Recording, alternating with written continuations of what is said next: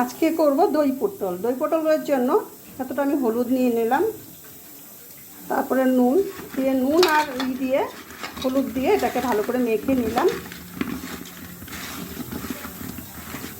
এটাকে ভালো করে পুরো সুন্দর করে মাখা হলো। এবার আমি কড়াইয়ে দেব রিফাইন তেল। অবশ্যই এটাকে সাদা তেলে করতে হবে।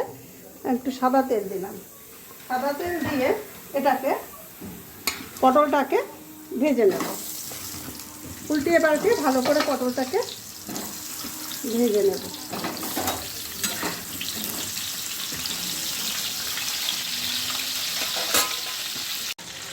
তাহলে পটলগুলো ভাজা হয়ে গেল আমার। এবার আমি সব পটলগুলো নামিয়ে দেব।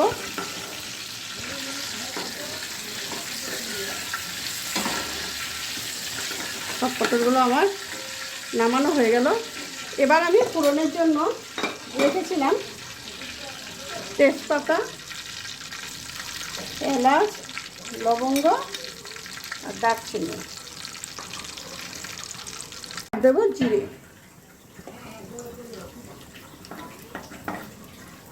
ফোড়নটা হয়ে গেল। এবার দেব আমি জিরে আর ধনের গুঁড়ো। তারপরে দেব এক চামচ দেব আমি রসুন গুঁড়ো আর আদা বাটা। রসুন আর বাটাটা দিয়ে এটাকে আমি একটু ভাজা ভাজা করে নেব। ভাজা ভাজা করে নেব। তারপর দেব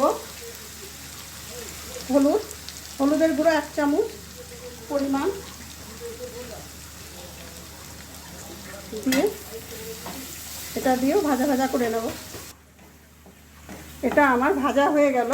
এবার আমি এর মধ্যে দেব 2টো টমেটো। আমি পেস্ট করে রেখেছিলাম, 2টো টমেটো দেব। দিয়ে এইটাকে দিয়েও একটু ভাজা ভাজা করব। একটুখানি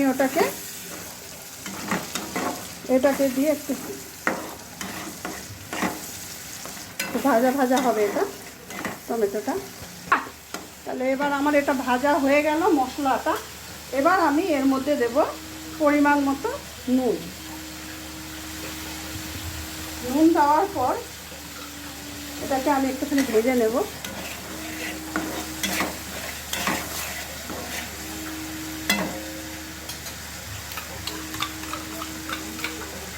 তারপর দেব কাশ্মীরের লঙ্কার গুঁড়ো।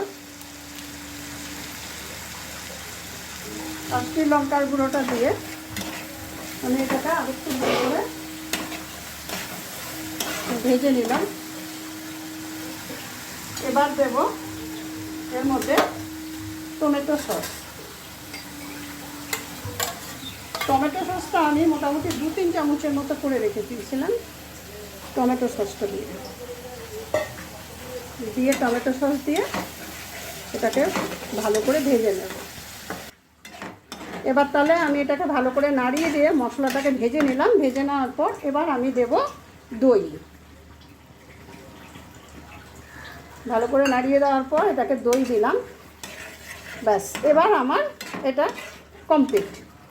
দই দিয়ে দইয়ের বাটিটাই আমি একটুখানি ধুয়ে একটুখানি জল দিয়ে দেবো এর মধ্যে অল্প করে।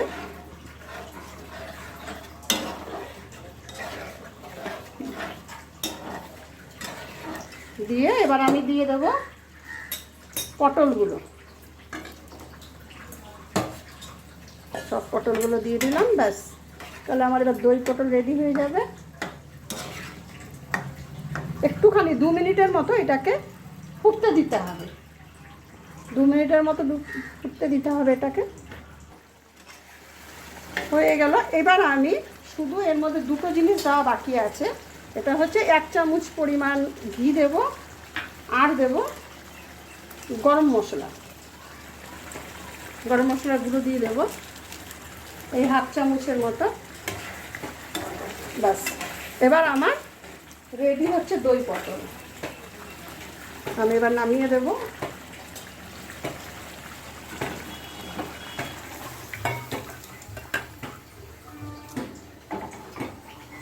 তাহলে নামিয়ে দিয়ে উপরটায় আমি দিয়ে দেবো ধনেপাতা কুচোনো। তাহলে আমার এই হয়ে গেল বন্ধুরা দই পটলের রেসিপি। আপনারা অবশ্যই একবার দই পটল করবেন, সাবস্ক্রাইব করবেন, কেমন হয়েছে জানাবেন। নমস্কার।